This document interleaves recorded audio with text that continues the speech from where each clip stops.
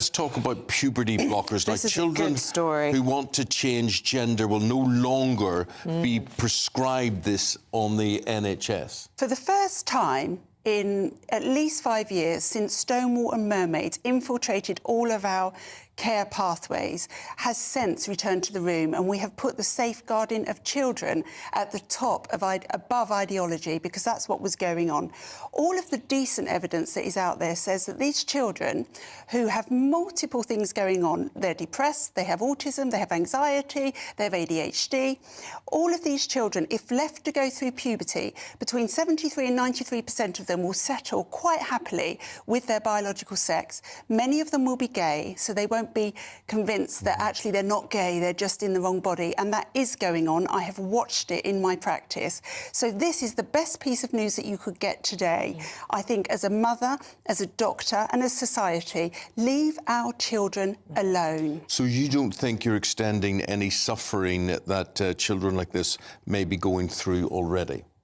Well, all of the evidence shows, Eamon, that after transitioning, and there's good data recently from Sweden and Denmark, so before transitioning, these children are already disturbed mentally with all of their angst. After transitioning, they are 7 times more likely to commit suicide.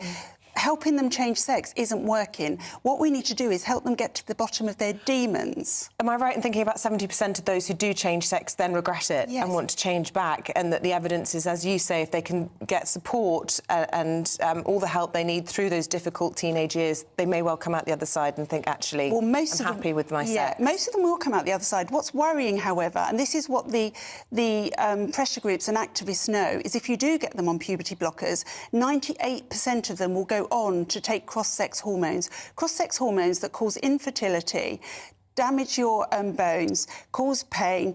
We've seen a 7-point drop in IQ in some studies when they've gone on to these hormones. These are not benign. And already mermaids are out this morning saying, this is a travesty, we must help our children. They are not helping our children.